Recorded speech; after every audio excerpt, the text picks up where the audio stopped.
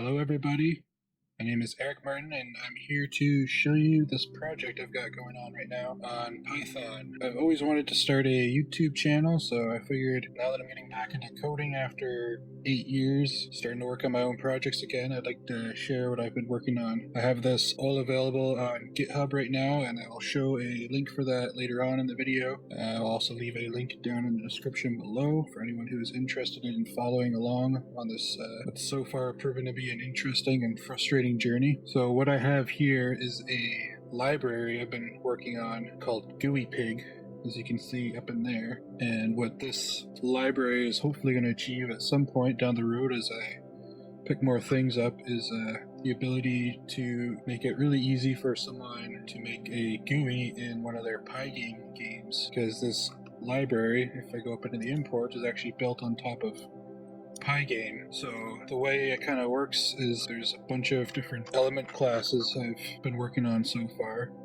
So if I go into here, we go into the GUI elements subfolder, and if we go into the element.py folder or file here, you can see I've got some of the stuff I've quoted out right now are just things I've been kind of wrapping my head around as I try to figure out how I want to store functions for the various buttons or other elements within the GUI. So a lot of that's unfinished, probably won't make it into later stages. It's just kind of me trying to work out how everything's going to work in that regard. If we come further down, we can see just what's going on here. I'm not going to get into too much detail about this stuff. There's a lot going on in the elements. I've tried to design this in a way that you could, well, that you can actually apply a style to each element, or you can apply a theme to the whole GUI. So there's a lot of different variables here for what affects what each of the elements looks like. And if we come further down, then there's just some basic utility methods. As I said, this library is built on top of Pygame, so if we actually come up here to the class declaration,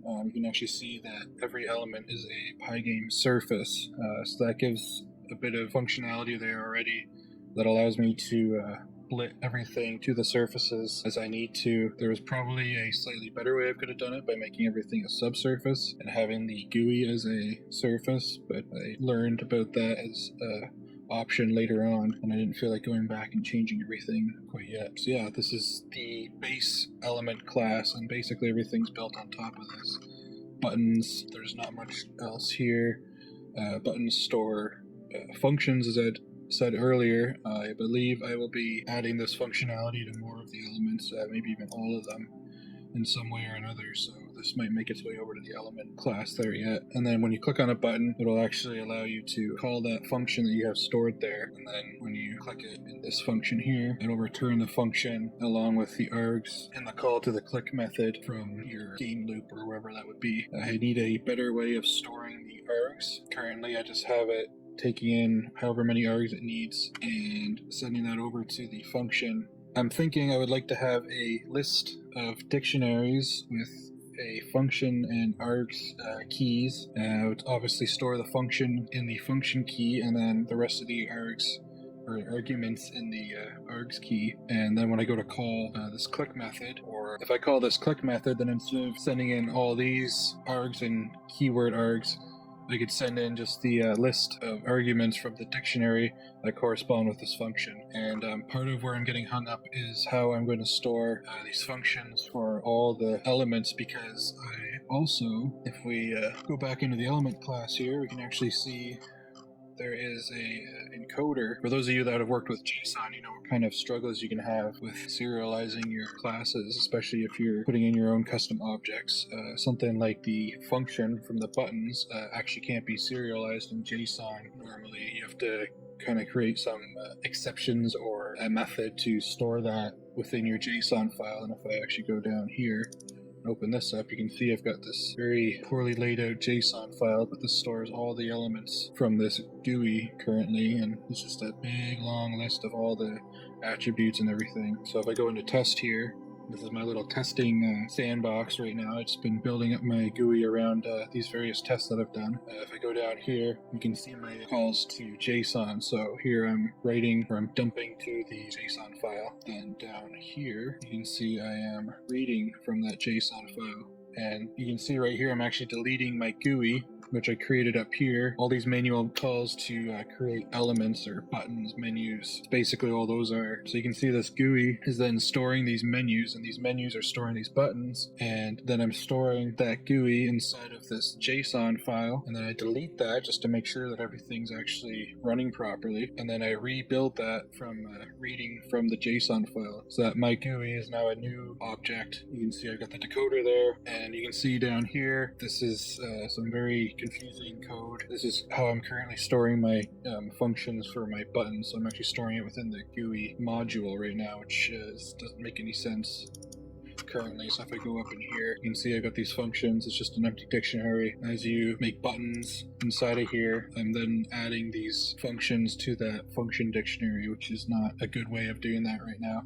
So I want to change that in the future. I just have to wrap my head around what kind of method I want to use for storing those, and then making it possible to actually store those in a JSON file and then rebuild my elements from this JSON file. You might be wondering why I'm doing this from a JSON file, and that's actually because, like I said at the start of the video, I want to make this into a library that's easy for people to build GUIs from, or graphic user interfaces, as some of you might want to say. I actually want to build a GUI that allows you to build GUIs for your game, and then you can save them, and then inside your game you just call the JSON file and load it in from there. I just have to figure out how the functions are going to work. There'll have to probably be a bit of manual coding on the user's part yet to attach the functions to all their corresponding elements or buttons or however that's going to work in the future. And then we just get down here, and then I've got a little basically game loop set up, although there's no actual game here right now. The way I've been coding right now, I'll run into a problem and then I'll kind of add things around my code to see if that'll help.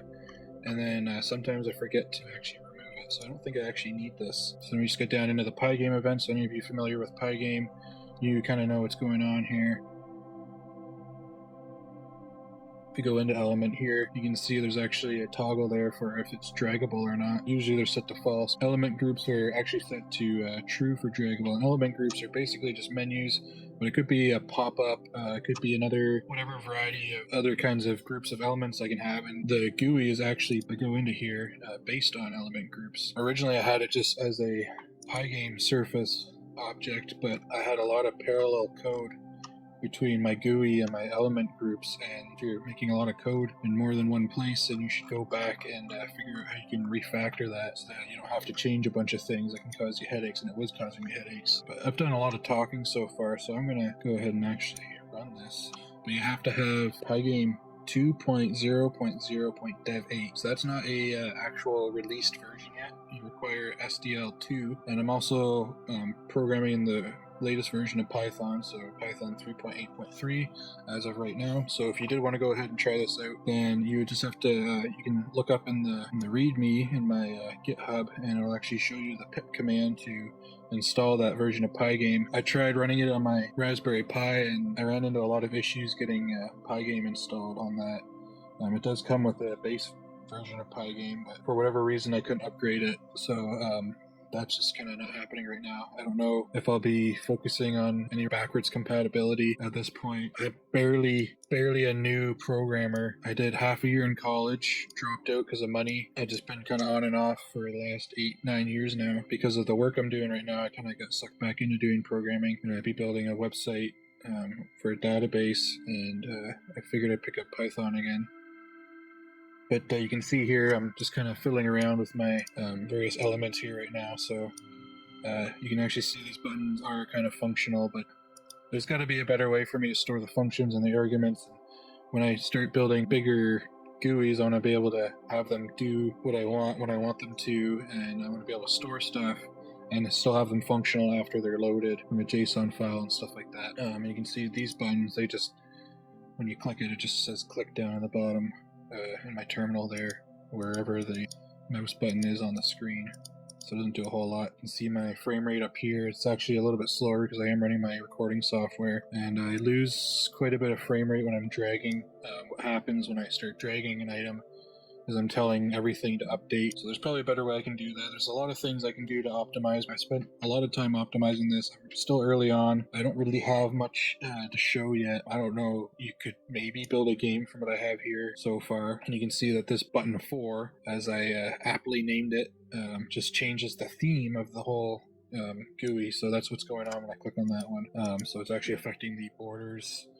It's affecting the colors, obviously. I could also have it affect the font if I wanted to, but I was a little bit lazy and didn't get around to programming all that. And there's actually a little bug here. When I change between themes, you can see the menu. Well, you might be able to see at least on your screen there that the font here is pretty skinny. As soon as I go to drag something, all of it buttons up for some reason. I don't know exactly what's going on there, but I'll figure it out at some point. And yeah, one of the reasons I actually want to mention why I was using Pygame 2 was because of the corner rounding. That was actually not a feature that was available in Pygame 1, and I was reading through the docs and I read about it. I was just trying to add it. I was running into all sorts of errors, and then I realized I actually needed Pygame 2 to use that feature. And currently, if you go to the Pygame website, or if you install from Pygame, you'll get something like version 1.96 or 1.9.7 or something like that. So you'll be missing out on a lot of features. So I just decided I'd go with the more feature-rich experience. One other thing you've probably noticed when I'm dragging these elements around is that they all stay in the order that they're in. So if I go to drag this one in the back here, you'd expect it to be on top of those other two menus, but it's not.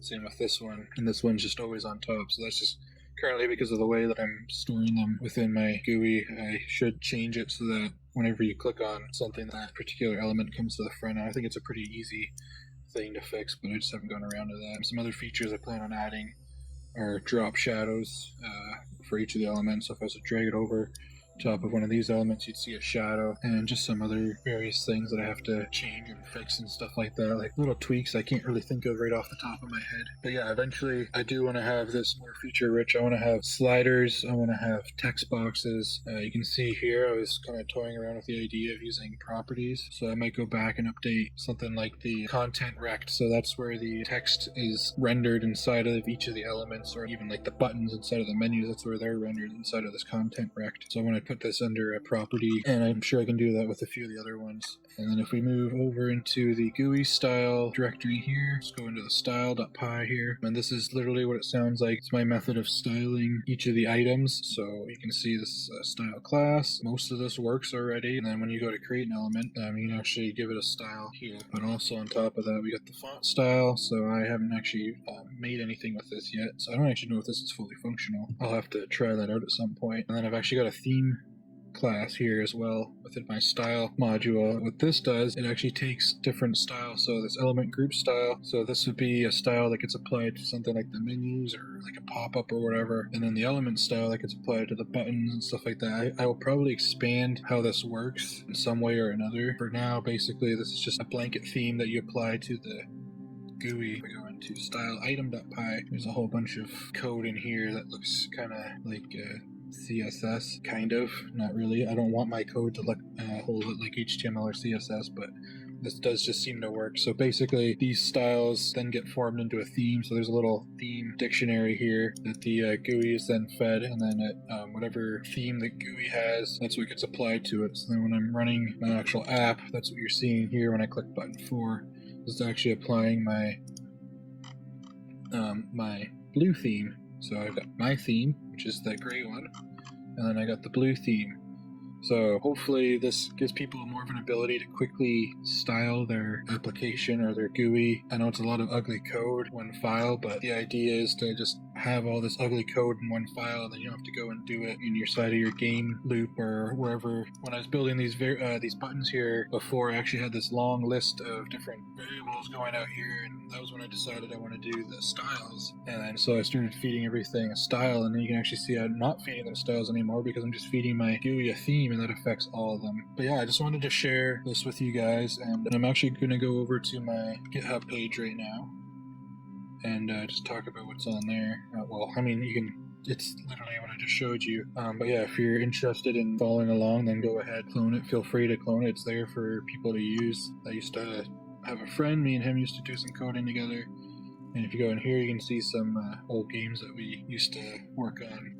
This is probably the only one that I actually finished. And it's just a really crappy little shoot 'em up or Space Defender or Space Invader or whatever you want to call it. Python Defender 2 was just the follow-up to that. Also, it was getting more interesting. It was when I was starting to fiddle around with object-oriented stuff. Runeweaver is actually a curses game that I built, and I couldn't really wrap my head around what I was doing at that point, so I just gave up on it. You can actually see I last committed to it in 2017. But yeah, if you're interested in following along on my journey as I build this, if you enjoyed this video, if you enjoyed my rambling, I know I kind of rambled on here. Hopefully I can get this cut down in editing, make it a little bit more watchable. If you enjoyed that, then go ahead, subscribe. I want to get more content like this out.